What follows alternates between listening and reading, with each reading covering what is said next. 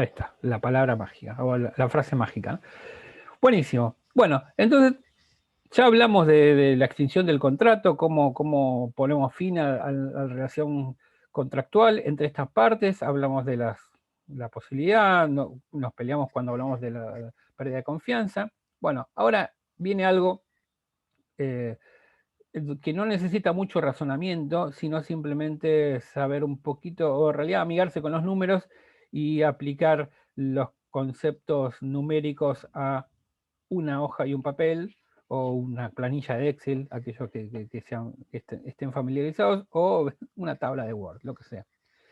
Es, una vez que se extingue el vínculo, bueno, ¿qué es lo que el empleador debe al trabajador a raíz de esa finalización? ¿No? Dijimos, se pone fin al vínculo contractual, ya no hay obligación de dar trabajo por parte del empleador al trabajador, tampoco hay obligación del trabajador de ofrecer su fuerza de trabajo, poner su fuerza de trabajo a disposición, ya no va a haber obligación del empleador de pagar salario, pero se debe una liquidación final, ¿sí? Y esto lo vamos a ver, ¿sí? Lo más importante que tenemos que determinar es cuál es la causa de despido, para saber si hay que pagar indemnización, y en el caso de que hay que pagar indemnización, ¿qué tipo? Habíamos dicho que había 3 tipos principalmente. Las indemnizaciones reducidas, que eran aquellos en las cuales no había responsabilidad del empleador en la extinción del vínculo; la obligación completa o común, que es en la cual hay un despido sin causa o con una causa no justificada; y indemnizaciones agravadas, en las cuales a la indemnización por despido común se le adicionaba un monto más de dinero en castigo del empleador que tomó la decisión de extinguir el vínculo en un momento determinado, ¿no? Que la ley específicamente se encarga de determinar cuál es ese momento, ¿sí? Entonces tenemos que en el caso de despido, el empleador debe pagar un salario, una liquidación final. Esto tiene que ver con que, esto en algún momento lo dijimos, que el espíritu de la ley contra contrato de trabajo es rupturista, es decir, que se puede extinguir el vínculo en cualquier momento, y esto también lo hablamos, que en realidad la trabajador o trabajadora puede ser despedido estando enfermo, estando en licencia por maternidad, estando de vacaciones, estando en la casa el fin de semana. No importa cuál es el motivo que genera la extinción del vínculo, ese acto jurídico, extinción del vínculo, es válido, salvo excepciones en las cuales se incluye el delegado sindical porque tiene una protección especial, ¿no? Pero en los demás casos, el acto jurídico despido es válido, ¿sí? Lo que cambia, como dijimos, es qué es lo que tiene que pagar el empleador al trabajador con motivo de esa extinción, ¿sí? Bueno, y dijimos, cuando hablamos de la extinción por voluntad del empleador, o una de las razones, uno de los motivos de extinción por voluntad del empleador, que es el despido, o sea, el trabajador se puede considerar despedido y el empleador puede despedir, es que dependiendo si se invoca una causa o si el motivo es justo o no, o es acorde a la decisión, el empleador va a tener que pagar una indemnización, ¿sí? Es decir, si el empleador despide sin causa o sin una causa justa, paga indemnización.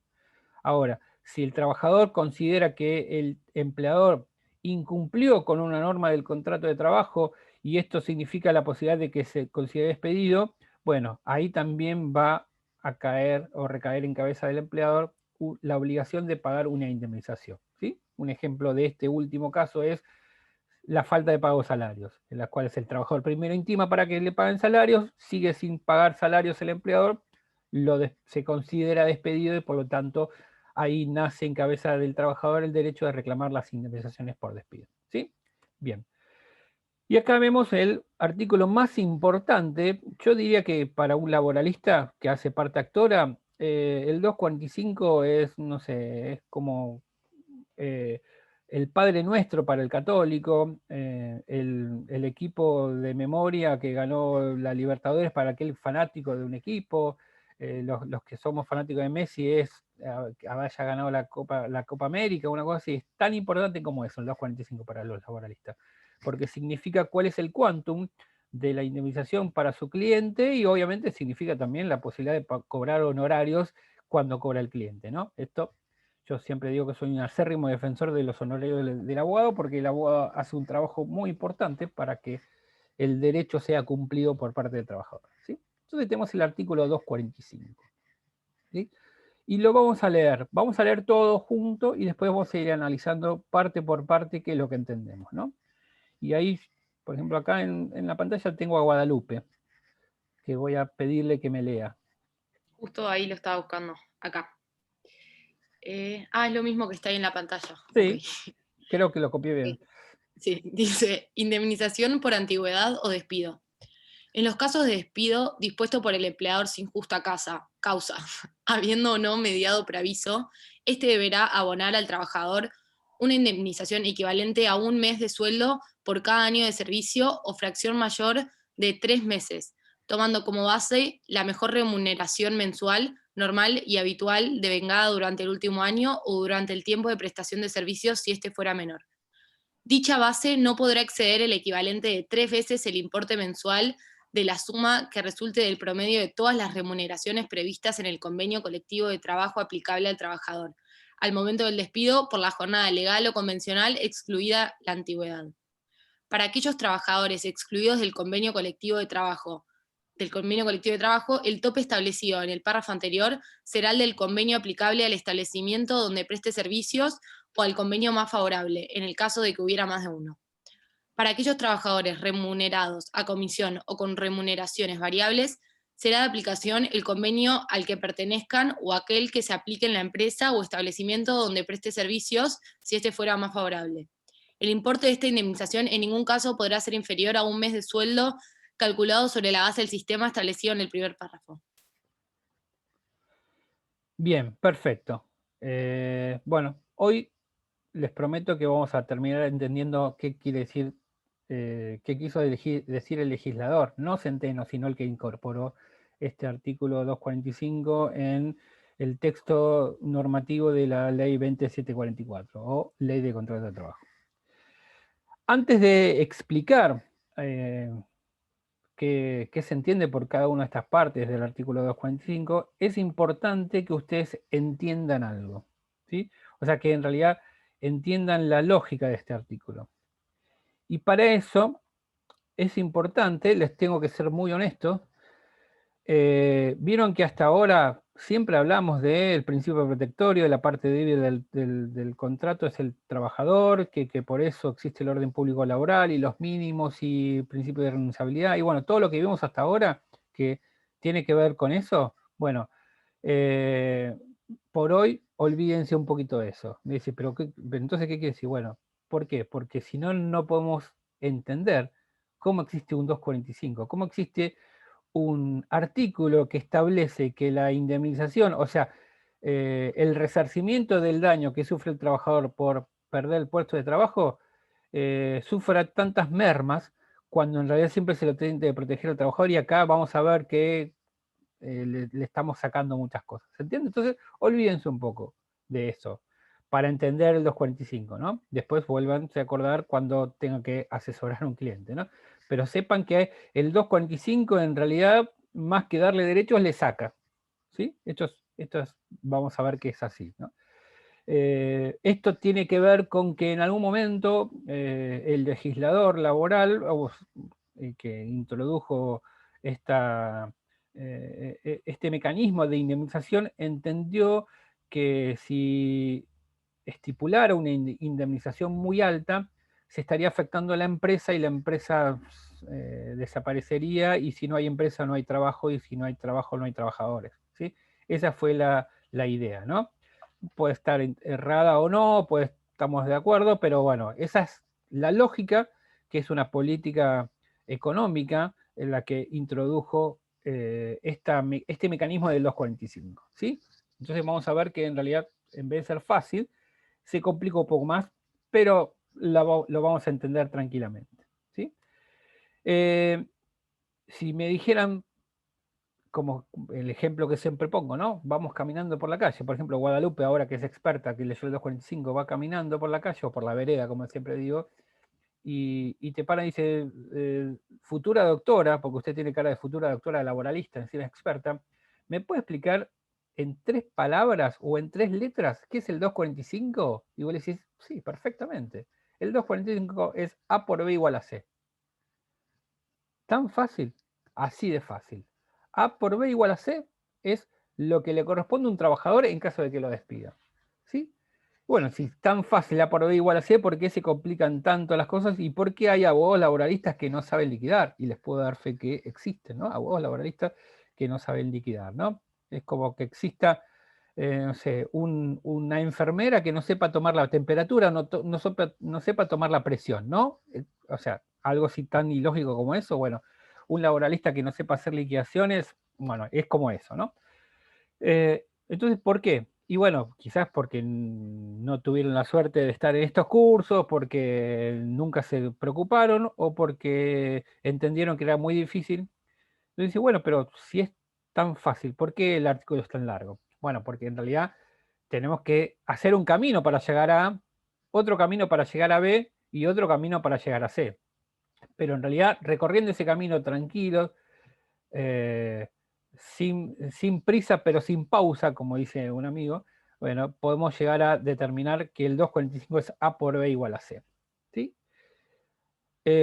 Y si tenemos que sustituir estos valores, entendiendo de, bueno, a ver, el legislador entendió de que la indemnización que le corresponde al trabajador tiene que ser una indemnización forfataria o tarifada.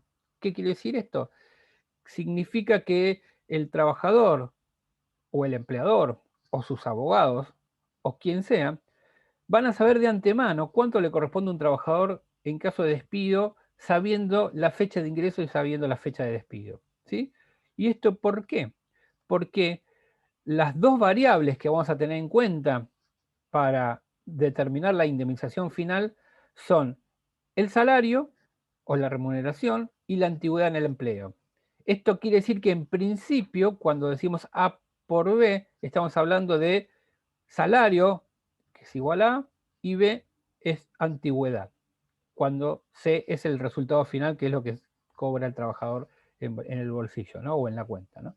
Entonces ahí vamos dilucidando que, bueno, que no es tan complicado. Entonces tenemos que determinar que el salario que cobra un trabajador por la antigüedad que ha acumulado en el empleo me da la indemnización final. Sí, sí, bueno, pero no es tan fácil todavía, ¿no? No es tan fácil porque todavía tenemos que recorrer un caminito, no tan largo, pero es un caminito con algunos laberintos para llegar a B. Es más fácil, ¿no? Vamos a empezar por lo más fácil, que es la antigüedad en el empleo, ¿sí? La antigüedad del empleo es algo así como el tiempo efectivo del servicio prestado por parte del trabajador a favor del empleador. Esto significa que debo calcular exactamente la fecha de ingreso hasta la fecha de despido, ¿sí? Esto es algo parecido a lo que en algún momento hablamos como año aniversario. ¿Se acuerda? Año calendario aniversario, que medio se mezclaron un poco. Bueno, año aniversario era de una fecha a otra fecha del año, de un año a un año. Bueno, acá sería una especie de cálculo entendiendo como año aniversario. Es decir, yo tengo que determinar desde la fecha que entró a trabajar el trabajador hasta la fecha que fue despedido, cuánta antigüedad acumuló.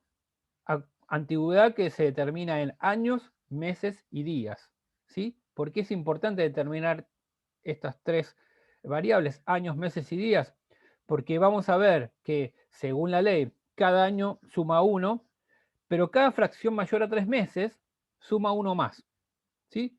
Es decir, que yo tengo un año cuando trabajé 365 días en el año, ¿no? Pero a su vez, si yo llegué a trabajar 3 meses y un día, ya me subo uno más, sin necesidad de esperar a fin de año. ¿Sí? Esto significa que acá, en el ejemplo que pusimos, si un trabajador entra a trabajar el 1 de enero de 2011 y es despedido el 19 de febrero de 2021, este trabajador acumuló 10 años, porque del 2011 al 2021 hay 10 años completos, un mes, porque de enero a febrero hay un mes, y 19 días. Y acá, como diría mi abuela, ojo al piojo, atenti, porque acá se cuenta tanto el día de ingreso como el día de despido. ¿Sí?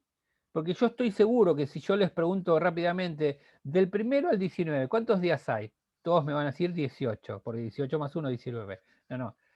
Para nuestro cálculo tenemos que calcular No, 19 días. inclusive, bueno, se cuenta. Exactamente. Inclusive, exactamente. Y eso hasta que recibe la notificación, ¿no? Exactamente, sí, ahí no, ahora se los digo, pero no. Esto, acá, como dijo Violeta, somos muy inclusivos acá. Nosotros incluimos el día de ingreso y el día de despido. Entonces acá, del 1 al 19, hay 19 días. Hay 19 días, ¿sí? ¿Quién me preguntó? ¿Macarena? ¿No serían 20 si contamos el primero y los 19 días? No. Por algo muy simple. Vos me mirás, estás mirando en la cámara, ¿no? Sí. Si yo digo 1, 2, 3, hasta 19 me va a 19. 1 vale 1, 2. Ok, listo, sí, perdón. Soy mala en No, matemáticas. Gracias. está bien. No, porque en realidad la lógica tuya es si del 1 al 19 hay 18 y yo calculo uno más, debería haber 20. No, bueno, son 19. Pero bueno, o sea, es tan fácil como eso, no se compliquen. No, Calculamos del 1 al tema, 1. el tema creo que es que a veces dice de lunes a lunes, claro, son 8 días, quizás por eso se confundió. Pues, eso puede ser. Porque en realidad también, si en realidad si analizamos, por ejemplo, el mito de los cumpleaños, en realidad uno cuando llega la fecha de cumpleaños, en realidad es el primer día del año siguiente. O sea, por eso en realidad está cumpliendo, o sea, más que cumplir años, lo que está haciendo es Los terminás. no, está empezando el nuevo año, ¿sí? Porque en realidad debería, o sea, para determinar que uno, o sea, sumó un año más, sería el último día anterior a la fecha de cumpleaños, ¿sí? Pero por suerte eso, o sea, eso no se complica tanto, ¿no? Pero no nos complicamos nada. Una de las maneras de determinar la antigüedad para no fallar es hacer la misma cuenta que haríamos, por ejemplo, cuando nosotros pensamos en nuestro aniversario de casado, de novio o alguna fecha importante, ¿no? Más allá de que supuestamente la lógica es que, bueno, uno cuando empieza a estar de novio cumple, por ejemplo, un mes, 2 meses, 3 meses, hasta que llega el año y después ya empieza a contar de años, ¿no? Bueno, pero hay parejas muy fanáticas que capaz que o el hombre a la mujer o la mujer al hombre le preguntan, hoy, ¿cuánto cumplimos?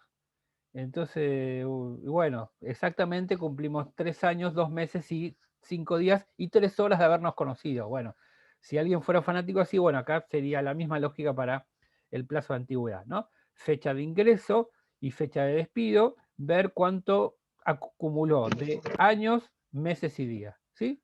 Esto es importante determinar lo de los días y meses. ¿Por qué? Porque si yo a los años completos le sumo 3 meses y un día más, ya tengo la posibilidad de sumar un año, ¿sí? Si acá Profesor, disculpe, la fecha de despido es cuando toma conocimiento de la notificación, ¿no? Exactamente, como dijo Sony en su momento, la teoría recepticia, esto es así. Cuando entra en la esfera de conocimiento, ese día es la fecha del despido. Profe, y una consulta más. Usted dijo 3 meses y un día, o sea, cuando yo estoy 1 año y 3 meses en una empresa, ¿se calcula que son 2 años para la indemnización? No, es una excelente pregunta, Jimena, porque la ley dice fracción mayor a 3 meses, lo que significa que sí o sí es 3 meses y un día. Esto quiere decir que si un trabajador tiene 10 años y 3 meses de antigüedad, se calcula por 10. Pero si tiene 10 años, 3 meses y un día, son 11. Ah, ok, perfecto. O sea, siempre es 3 meses y uno para sumar uno más. Si es 3 meses justo, no se suma uno más. ¿Sí? Esto es una de las tantas injusticias también de la ley, porque en realidad, por ejemplo, cobra lo mismo el que trabajó 4 meses en un empleo que el que trabajó 1 año, 2 meses y 20 días. Es más, si quieren 1 año y 3 meses, cobra lo mismo que el que trabajó 3 meses y 2 días.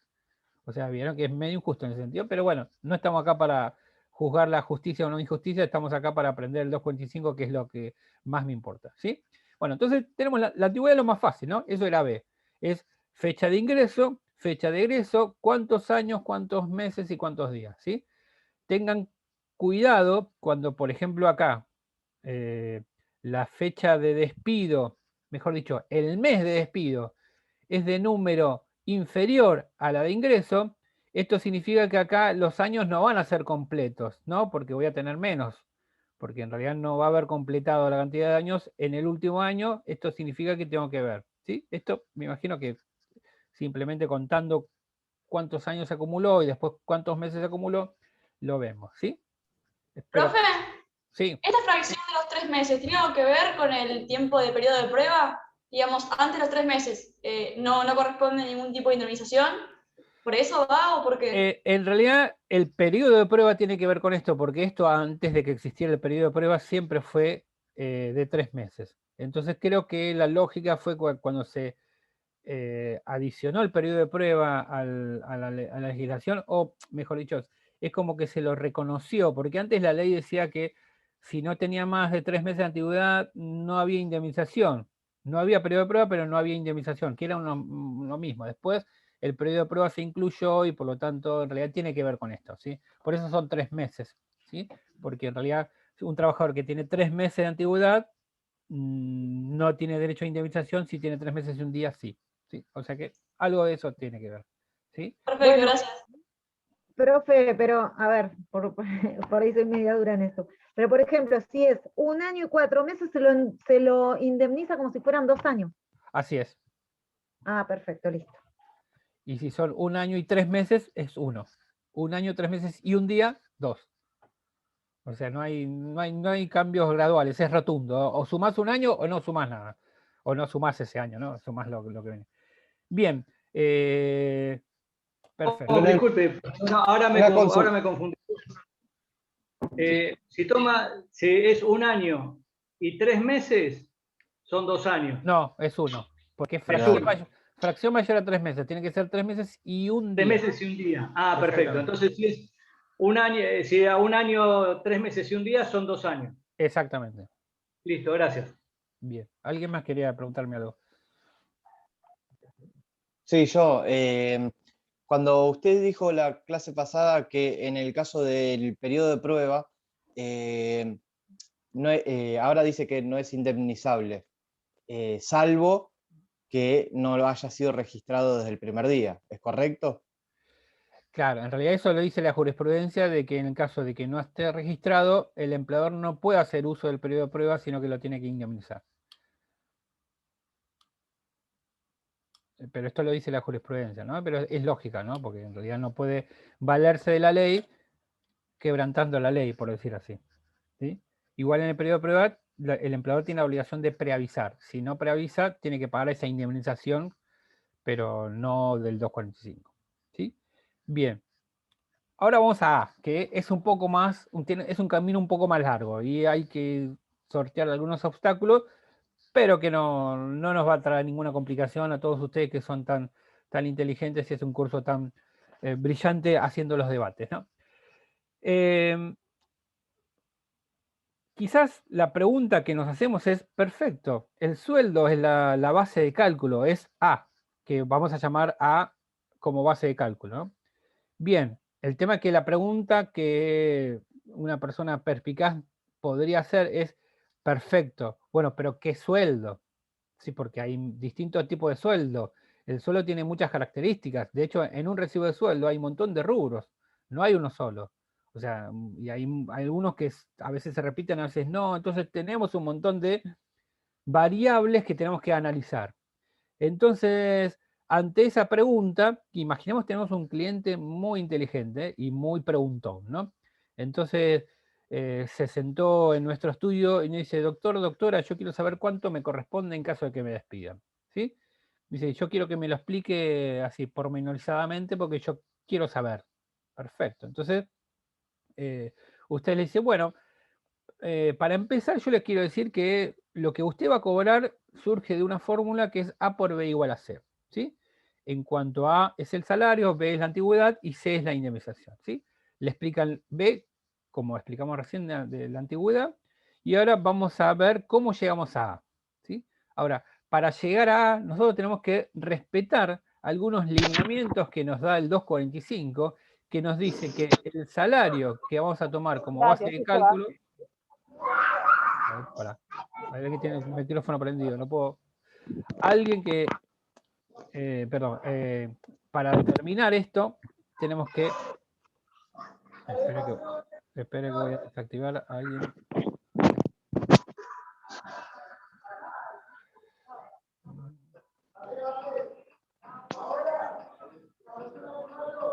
Dejo de compartir un ratito, así cierro el micrófono. ¿Quién está hablando? Marina Verón. Ahí, bueno, volvamos. Lo que voy a hacer es, un segundito, que voy a designar como anfitriona a Ana, así cualquier cosa ella puede controlar lo del... Ana. Hola, profe. Hola, sí, estamos ahí, no sé, estabas discutiendo con alguien, no sé qué pasó. Bueno. Perdón. Ahí, Ana, cualquier cosa te puse como anfitriona por las dudas. Bueno, volvamos.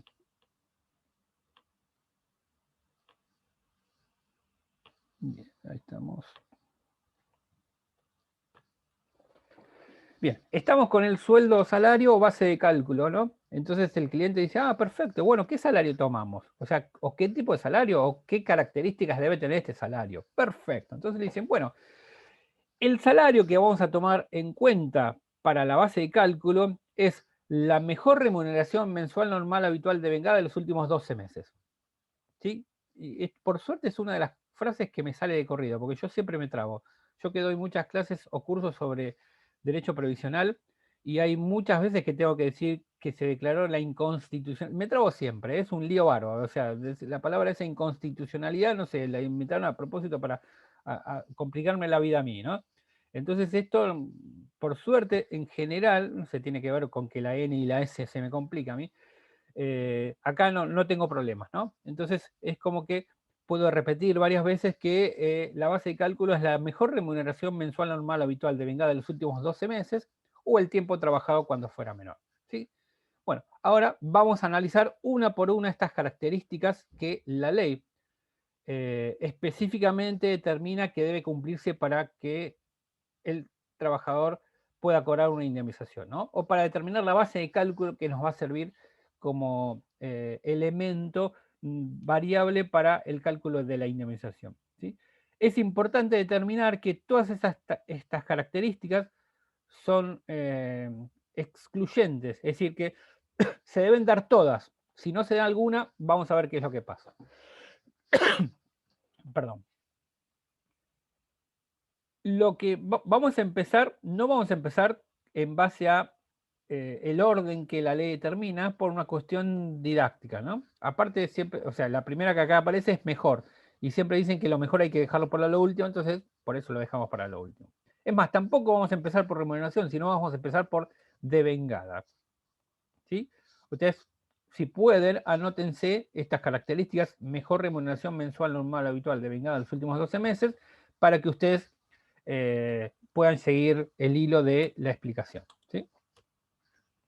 Bien, lo primero que vamos a ver, como contradiciendo a lo que yo mismo digo, es que no está justamente devengada. ¿Qué es lo que vamos a ver primero? Es importante también determinar que en realidad la última característica, o sea, lo último que habla es en realidad, más que en realidad últimos 12, no 12, ahí puse mal, no es una característica, sino es un límite de tiempo de la comparación del salario, ¿sí? Entonces, lo más importante es que tenemos que tener en cuenta que este análisis del salario va a ser en base a los últimos 12 recibos de sueldo, los últimos 12 meses percibidos por el trabajador con anterioridad al despido, ¿no? Entonces, volvamos al caso del cliente, ¿no? El cliente dice, doctora, bueno, usted me dijo que me va a explicar cómo llegar a la indemnización.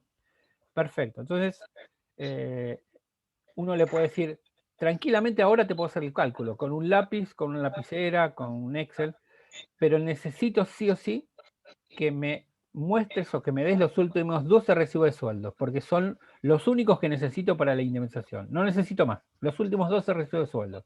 O las últimas 12 remuneraciones percibidas por vos si no hay recibo de sueldo, ¿no? Bien, imaginemos, ya estamos hablando casi de ciencia ficción, que es un cliente muy prolijo, ¿no? Que vino con una carpeta con folios y con todo prolijo y que ningún recibo de sueldo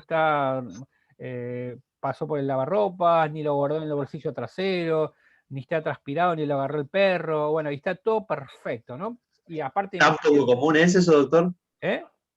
¿Tan poco común es eso? Y en general la gente no es muy prolija, ¿no? Me incluyo yo, ¿no? Si yo tengo que, por ejemplo, algunas cosas... En realidad, no sé si a ustedes les pasa. yo siempre digo, voy a guardar un montón de cosas por si los necesito, y empiezo a acumular cosas que después nunca las necesito. Y capaz que lo único que no guardé es lo que necesito, ¿no? O capaz que, esto creo que lo heredé de mi mamá, a veces guardaba también las cosas que no sabía dónde estaban, ¿no? Entonces tenía millones de carpetas y capaz que necesitaba un día para el otro un recibo para ir a retirar unos estudios médicos y no sé dónde los guardé, ¿no? Entonces, bueno, lo guardé y al final lo retiré y creo que a la semana lo encontré. Pero bueno, imaginemos que el cliente es muy prolijo, viene con los últimos 2 recibos de sueldo, y también imaginemos, por lo menos por ahora, que es un trabajador que estuvo en blanco siempre, que no tiene problemas de registración, ¿no? Porque esto lo vamos a ver más adelante cuando vamos a grabar, ¿no? Imaginemos que el trabajador estuvo bien registrado correctamente, no hay problema, o sea, con el tema de la ley de empleo no hay ningún problema, ¿no?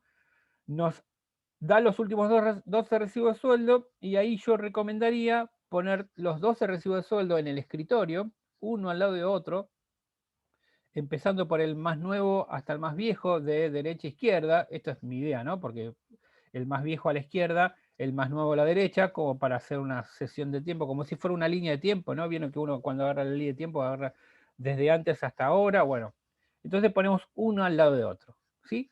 Entonces, en base a esos recibos de sueldo y ese análisis horizontal que vamos a hacer, es que vamos a hacer la secuencia. Lo primero que vamos a analizar, y para esto voy a tener que... Ahí está. Bien. ¿Qué es el concepto de devengado? Vieron que hay una de las características que tenía que tener el salario o la base de cálculo es que tiene que ser, es lo devengado, ¿sí? ¿A qué nos referimos cuando hablamos de devengado, no? Esto es alguna palabra muy usada por los contadores, ¿no? La definición es esto: reconocimiento y registro de un ingreso o gasto por el periodo a que se refiere, a pesar de que el desembolso del cobro puede ser hecho en parte en el periodo anterior o posterior. Bueno, esto, bien típico de un contador, ¿no? Una definición bien contable, ¿no? Yo puedo hablar bien y mal de los contadores porque mi esposa es contadora, entonces yo puedo tranquilamente hablar y después decir cuando llegue a casa que estuve hablando de ella tranquilamente. Nunca se va a enterar si bien o mal, pero bueno, lo importante es eso. Vieron que ellos tienen sus palabras propias, ¿no? Cuando hablan de DECLA o el formulario y tal, viste, que uno no entiende. Bueno, así como nosotros los abogados tiramos algunas cosas en latín, ellos tiran esas cosas, ¿no? Pero para hacerlo más fácil, algo devengado, porque estamos hablando de acá de un crédito, ¿no? Estamos hablando acá de un posible crédito que el trabajador tiene respecto del empleador para cobrarle una indemnización. Bueno, entonces, ¿qué es algo devengado? Algo devengado es algo que entró en el patrimonio del trabajador, que no necesariamente ha sido cobrado, pero que es exigible, ¿sí? Esto quiere decir que algo devengado puede ser algo que es un crédito a favor mío como trabajador y que me lo pagaron. Y que, bueno, ya está, entró en mi patrimonio, no solo desde el punto de vista contable, sino también financiero, ¿no? Porque me lo pagó. Ahora, también puede ser que ese crédito haya entrado a mi patrimonio como un haber, pero que no ha sido percibido. Ejemplo, si el trabajador trabajó horas extras, tiene derecho a cobrar horas extras, pero todavía no las cobró. Entonces, es importante que dentro del salario se incluyan todos los conceptos percibidos por el trabajador y que también debieron ser percibidos y no fueron pagados por el empleador. ¿Se entiende? Esto sí tiene una lógica, y es bastante lógica la lógica. Es porque si no se incluyera dentro de la base de cálculo a los créditos que no fueron percibidos por el trabajador por incumplimiento del empleador, lo que se estaría es beneficiando al empleador por incumplimientos de pago de salario, ¿sí? ¿Sí? A mí me debería haber pagado, además de horas extras, un concepto que se desprende del convenio colectivo de trabajo y no me lo pagó, mi base de cálculo va a ser menor a que si me hubiera pagado. Entonces, por lo tanto, yo lo primero que tengo que determinar y preguntarle al trabajador, o analizar el convenio colectivo aplicable, o preguntar si hay horas extras adeudadas, es si hay algún concepto salarial que debió haber percibido y no percibió, ¿sí? A eso se llama devengado, ¿no? Entonces, lo primero que tengo que hacer es eso, sumarlo a la base de cálculo, ¿no? Y después seguir adelante, ¿sí? Bien. Profe, una pregunta. Y eso. Cuando, por ejemplo, ahí yo, a ver, ahí yo leí que decía horas extras trabajadas y no percibidas, Sí. ¿no? Hay trabajadores que puede ser que en el recibo le figuren horas extras que no le pagaron. No, no figuran directamente en el recibo de sueldo, pero Ah, le deberían haber figurado en el recibo de sueldo y no se los pagaron. O sea, no le pagaron. ¿Dónde constaría eso? Porque eso sería parte de lo devengado que usted está explicando, ¿o no? ¿Y dónde No, consta? no, en realidad no consta. Es un incumplimiento contractual por parte del empleador, ¿sí? Entonces, por ejemplo, a nuestro cliente le vamos a preguntar, ¿usted trabajaba horas extras?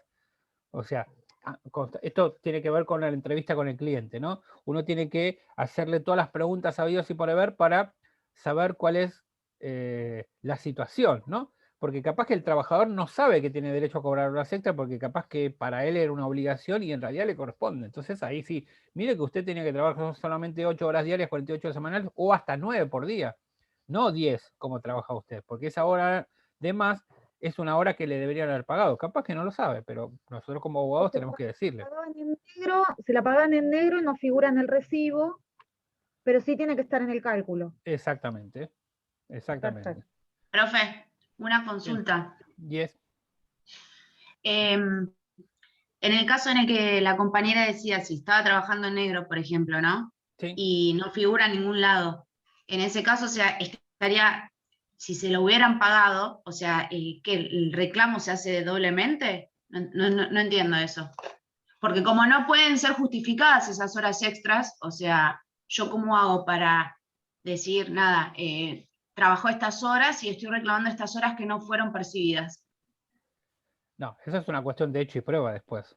Porque en realidad yo cuando haga la liquidación, yo voy a decir, la base de cálculo mía incluye estas horas extras que el trabajador debió haber cobrado o que cobró, pero no están registradas, ¿sí? En todo caso, yo después en el juicio voy a tener que probar que él trabajaba esas horas extras. Y además, en el caso que vos decís, que cobraba esas horas extras en negro, ¿no? Que eso es una cuestión de prueba, ¿sí? Pero a lo que yo voy es que en la base de cálculo tengo que incluir todo lo que el trabajador cobró o debió haber cobrado, ¿sí? Todo, ¿sí? Porque esto hace que mi base de cálculo sea mayor, ¿sí? Lo que cobró, Más allá de que esas horas extras en negro las haya cobrado, las tengo que incluir igual. exactamente, ¿sí? Porque las cobró, pero seguramente no están en el recibo de sueldo.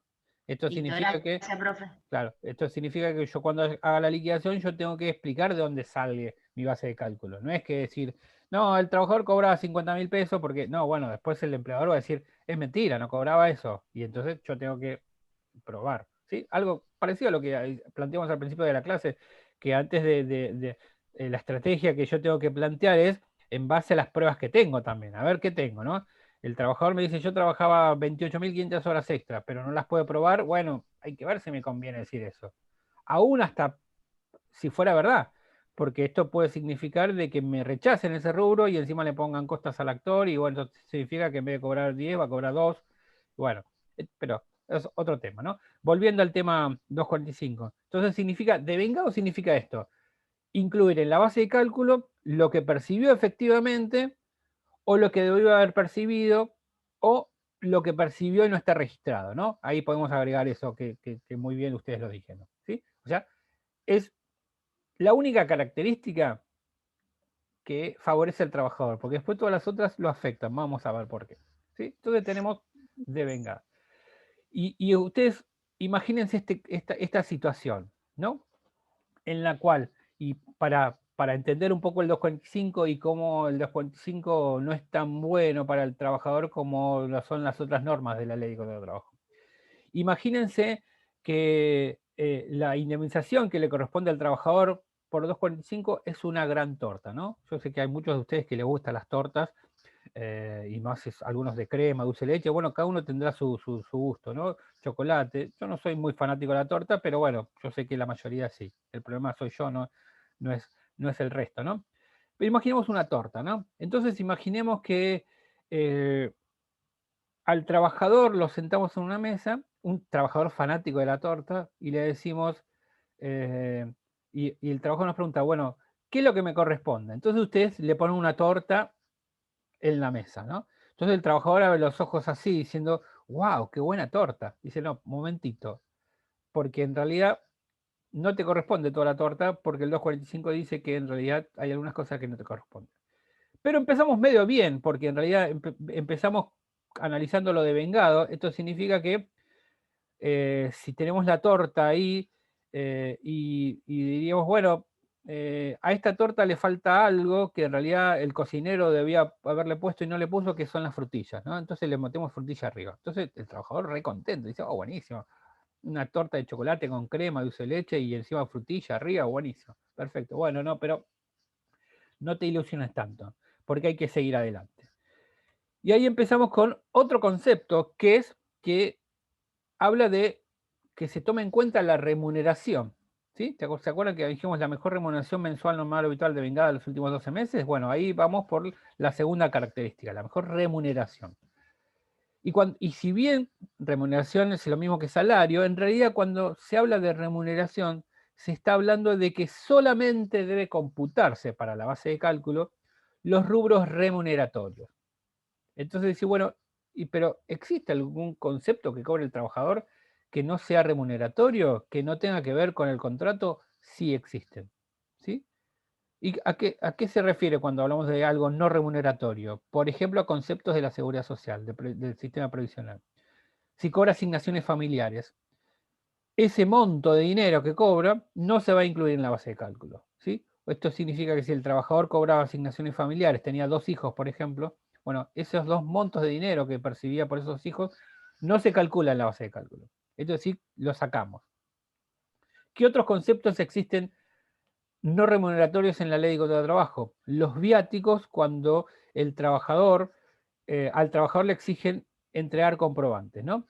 O sea, viáticos, me imagino que todos saben lo que es el concepto de viáticos. Viáticos es lo que el trabajador gasta o tiene de gasto para cumplir su función, desde el transporte, desde la comida, desde cargar nafta, bueno, alguno de esos gastos, ¿no? Si el trabajador llega, ya sea todos los días o una vez por semana, una vez por mes, y el empleador le dice, bueno, ¿cuánto gastaste esta semana, no sé, en la comida y en el transporte? No sé, 3.000 pesos. Perfecto, bueno, entonces si el empleador saca el dinero, 3.000 pesos, le dice, bueno, dame los comprobantes, así esto los paso al contador y le descargo ganancia. Bueno, eso es reintegro de gastos, eso no es salario. Esto significa que a lo que cobra como salario no se le deben sumar esos 3.000 pesos, porque eso no es remuneración. Distinto es si el empleador no le exige comprobantes y les paga como un plus más. Bueno, eso sí es remuneración, ¿sí? Esto quiere decir que es importante analizar esto. Hay algunas situaciones, que esto es importante que ustedes sepan, en las cuales ustedes van a ver algunos recibos de sueldo, en las cuales se incluyen algunos rubros que dicen no remuneratorios, ¿sí? No salariales, ¿sí? Que en realidad son, a ver, son rubros que fueron incorporados al salario del trabajador o trabajadora por algún acuerdo del sindicato con el empleador en alguna paritaria, ¿sí? O sea, por ejemplo, un sindicato X le dice al empleador o a empleadora, dice, bueno, si no aumentás un 20% de salario a todos los trabajadores de mi actividad, te hago un paro, etc. Y el empleador dice, no me hagas paro porque me complicás la vida. Vamos a una cosa, negociemos. Te voy a dar un aumento de 10% ahora y otro 10% dentro de 6 meses. ¿Sí? Pero negociemos esto, que el primer aumento de 10% sea no remuneratorio y no salarial. O sea, no salarial. ¿Por qué? Así yo no tengo que pagar aportes y contribuciones. ¿Sí? Y además el trabajador recibe eso en manos. Bueno, a eso se le llama algo no remuneratorio, ¿no? Cosa que está mal, porque en realidad el sindicato y el empleador no pueden cambiarle la naturaleza jurídica de algo, ¿no? Porque en realidad eso es salario, ¿sí? Y además a veces pasa de que esos conceptos son salariales, no salariales un tiempo y después pasan a ser salarios. O sea, durante 6 meses son no salariales y después pasan a ser salariales, cosa que es una aberración eso. A veces puede pasar esto de que exista, es más, hasta esto afecta no solo al derecho del trabajador a cobrar una indemnización, porque si no son salariales, no se incluyen dentro de la base de cálculo, punto 1, tampoco se incluyen en el SAC, ni en las vacaciones, ni en la antigüedad, y tampoco, como no son parte los aportes y contribuciones, si el día de mañana el trabajador se jubila, ese salario que percibió no es tenido en cuenta para la jubilación, ¿sí? Es más, es tan grave esto que fue necesario un fallo de la Corte, que se llama Rainone de Rufo, que dice, no, los salarios, los conceptos no remunerativos, esto pasaba mucho con los docentes, ¿no? Con los docentes tenían muchos conceptos no remunerativos y por lo tanto, cuando se jubilaban con el 82% móvil, terminaban cobrando un 82% que era una miseria. Dice, pero ¿cómo puede ser que yo cobre este dinero si en realidad mi cargo cobra esto? Bueno, lo que pasa es que en tu cargo hay un montón de rubros no salariales y por lo tanto el 82% es solo de los salariales. Bueno, entonces la Corte dijo, no, los no salariales son parte del salario, por lo tanto se computan para la jubilación. Bueno, ¿cuál sería el camino que, si por ejemplo nosotros tenemos a nuestro cliente que nos dice, yo cobraba un montón de conceptos no remunerativos, ¿sí? Y eso, por lo que veo, no me va a sumar para la base de cálculo, por lo tanto, a mí me afectó este actuar del empleador. Bueno, lo que hay que hacer es plantear la inconstitucionalidad de esa cláusula del convenio colectivo de trabajo para que se lo considere remuneración y se incluya dentro de la base de cálculo, ¿sí? Pero, en principio, más allá de estos planteos, lo que sabemos es que de la base de cálculo tenemos que excluir lo no remunerativo, o sea, asignaciones familiares y los viáticos que dijimos. Esto significa que ahí le decimos, ¿te acordás de la torta, trabajador? Bueno, le vamos a sacar 2 porciones y ya no son para vos. O sea que de la torta queda un poquito menos, ¿sí? Ya tenés 2 porciones menos, porque le sacamos lo no remunerativo, si tenías asignaciones familiares y viáticos. Bueno, igual el trabajador todavía está contento porque todavía sigue viendo la torta con la frutilla arriba y ahora que tienen 2 pedazos menos ve que adentro está relleno de crema y su dulce de leche y dice, bueno, pero igual son, imaginemos son 10 pedazos, bueno, tengo 8, igual bastante, me sobra con 8. Bueno, pero todavía falta. Y ahora vamos con mensual. Disculpe, le hago una consulta. Yes. ¿Aportes y contribuciones son no remunerativos también? No, los aportes y contribuciones son los conceptos que se derivan a la seguridad social. El aporte es lo que hace el trabajador, o sea, yo cobro 10.000 pesos de sueldo, bueno, de esos 10.000 pesos hay un 11% que va a la seguridad social. Y la contribución es un aporte que hace el empleador en base a ese sueldo, pero más allá de los 11.000 pesos, ¿se entiende? O sea, son como conceptos que yo pago de mi salario. No sé si se entendió. Pero son remunerativos entonces. No, porque no son conceptos salariales, son, a ver. Ahí ya entendí, ya me quedó, gracias. Buenísimo, perfecto. Perdón, profe, a mí me quedó claro, siguiendo la línea de la compañera. Por ejemplo, si hay algún tipo de retención, impuesto a las ganancias, ¿cómo proceden esos casos? ¿No se tiene en cuenta? O sea, si el impuesto a las ganancias, no, en realidad se toma el bruto. Esto significa que voy a tomar el bruto y después, en los concepto de las ganancias, ¿no? El impuesto a las ganancias. Y con respecto a los aportes y contribuciones, lo mismo. Yo cobro, no sé, imaginemos 100.000 pesos. No me acuerdo ahora cuánto es el máximo imponible el mínimo imponible para impuesto a las ganancias. Pero yo cobro 100.000 pesos. Entonces, de esos 100.000 pesos, hay una parte que va a aportes y contribuciones y hay una parte que yo pago impuesto a las ganancias, no importa, mi sueldo es 100.000 pesos. ¿Se entiende? O sea, no es que se toma el neto, siempre se toma el bruto del salario. ¿Sí? Pero, perfecto, clarísimo. Perfecto. Ahora, yo de ese bruto no tomo el total, sino que tengo que, para la base de cálculo de 45, el salario de los últimos 12 meses, haciendo la comparación y sacando, por ejemplo, lo que no es remunerativo. Y por otro lado, yo lo que tengo que hacer es, según la ley, es tomar las remuneraciones mensuales de los últimos 12 meses. ¿Sí? Las remuneraciones mensuales se explica de dos maneras, o mejor dicho, tiene 2 enfoques. El primero tiene que ver con que hay trabajadores que no perciben su sueldo mensualmente. La mayoría sí, pero hay algunos que no. La mayoría cobramos mensualmente, pero hay algunos que cobran por quincena, por semana, por día. Entonces, el primer enfoque que tenemos que hacer respecto de esta característica de mensual es que a los trabajadores que no cobran mensual, tenemos que mensualizarlos para determinar la base de cálculo, ¿sí? Es decir, que yo tengo un trabajador que dice, yo cobro por quincena, doctor, bueno, listo, tráeme los 2 recibos de sueldo de la quincena del mes, los sumamos y eso es la base de cálculo tuyo, ¿sí? Yo cobro por día, bueno, sumamos todos los salarios diarios que cobraste durante el mes y lo mensualizamos, ¿sí? Esto es lo más fácil, ¿no? Y para su tranquilidad en el parcial va a ser un trabajador mensualizado, así no se complican, ¿no? O sea que no hay drama. Profe, sí. Si el trabajo tiene que ser mensualizado, o sea, si trabajó 31 días, ¿cómo se cuenta el mes? ¿Como 30 o como 31? ¿Como 28 en febrero? No, siempre se toman los meses, no importa los días, siempre se toma por mes. Cobra por día. Ah, si es por día, bueno, todos los días del mes.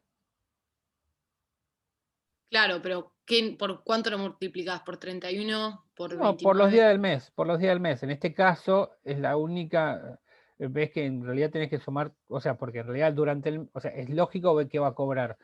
En un mes va a cobrar más que en otro por una cuestión muy simple, porque en un mes va a trabajar más días que en otro, ¿sí? Entonces vos sumás todos los días del mes y te da un monto, te sumás todos los días del mes, te da un monto y así, ¿sí? Pero eso para los casos de los que son trabajadores por jornal o por quincena, ¿no? Pero en realidad si estamos hablando de un trabajador que cobra mensual, que es lo que va a pasar en el parcial, le pedimos los recibos de sueldo mensual, ¿sí? Ahí no hay drama, ¿sí? Entonces, por un lado el enfoque es esto, mensualizar los que no son mensualizados.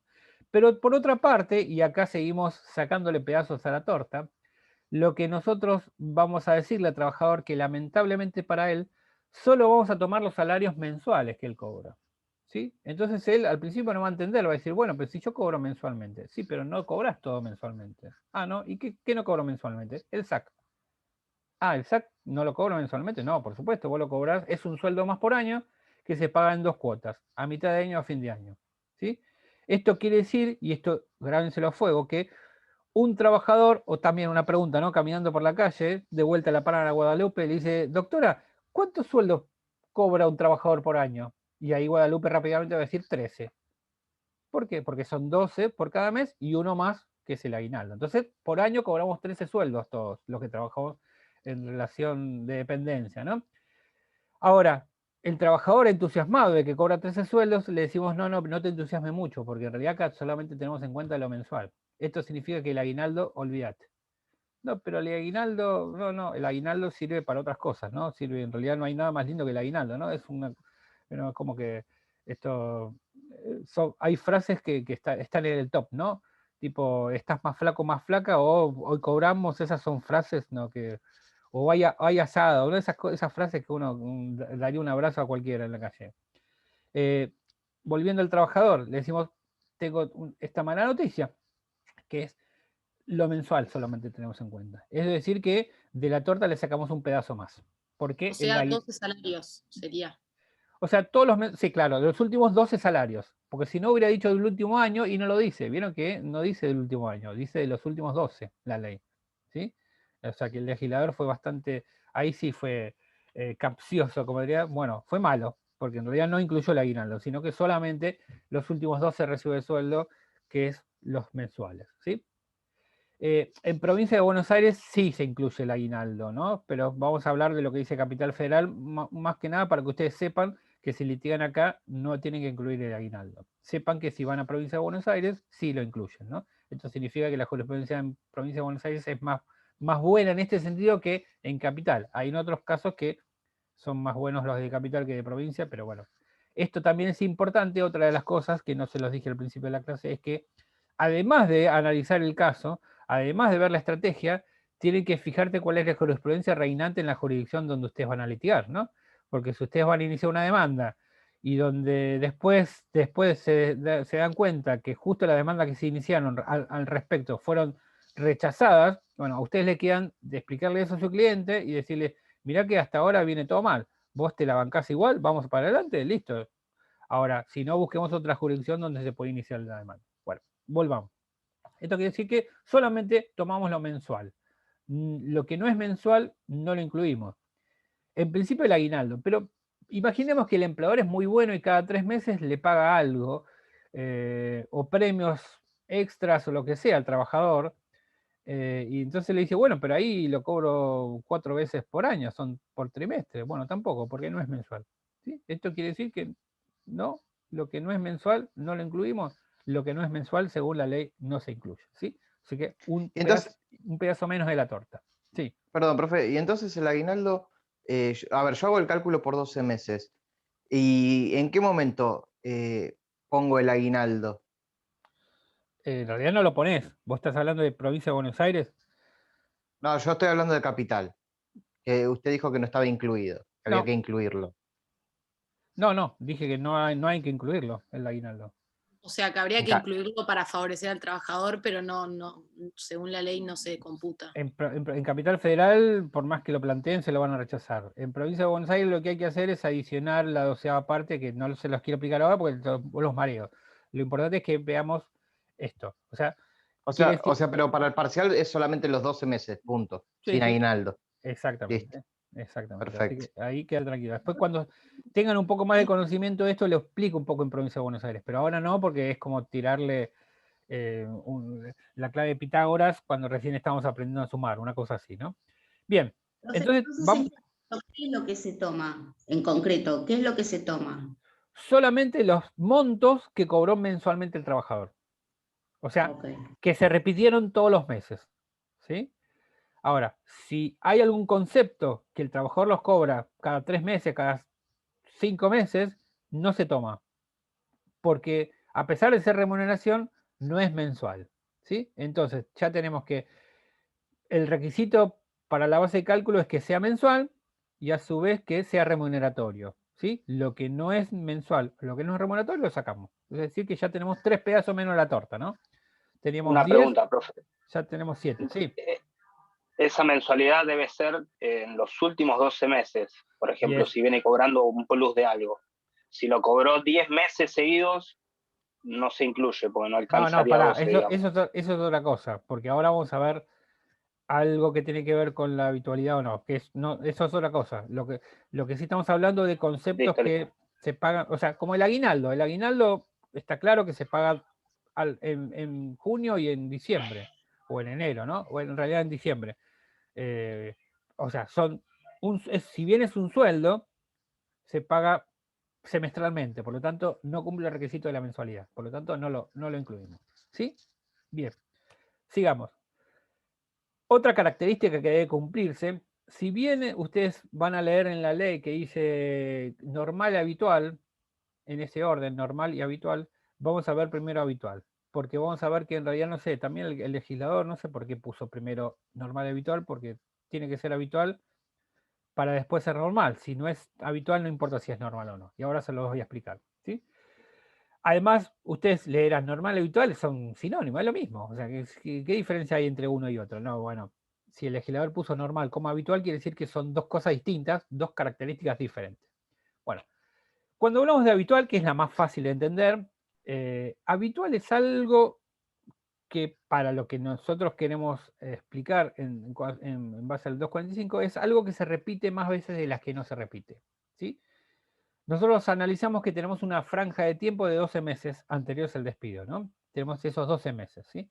Entonces tenemos que estar analizando los 12 sueldos que cobró en esa fracción, ¿sí? Entonces, vimos que si cobraba algo que no era remunerativo, lo sacábamos, si cobraba algo que no era mensual, lo sacábamos. Y ahora tenemos que analizar la habitualidad, otro filtro también que tenemos que aplicar y excluir lo que no cumple con este parámetro, ¿sí? Para eso es importante que ustedes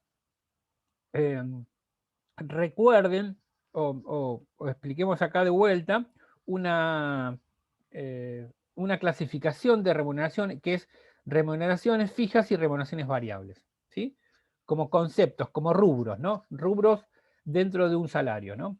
Si ustedes tuvieran un recibo de sueldo a mano, aquel que lo tiene y cobra muchos conceptos se va a dar cuenta que hay algunos conceptos que son sueldo fijo, sueldo de convenio, y eso es algo que se repite todos los meses, ¿sí?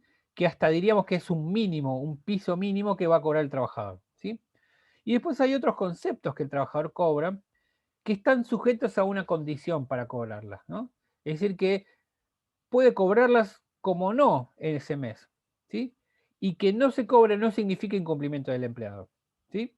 Un ejemplo muy claro y muy fácil de entender es las horas extras, ¿sí? Las horas extras son un concepto rubro variable de salario que percibe un trabajador, ¿sí? Entonces me preguntaré, bueno, ¿y cuál es la condición que tiene que cumplirse? Y que el trabajador trabaja horas extras.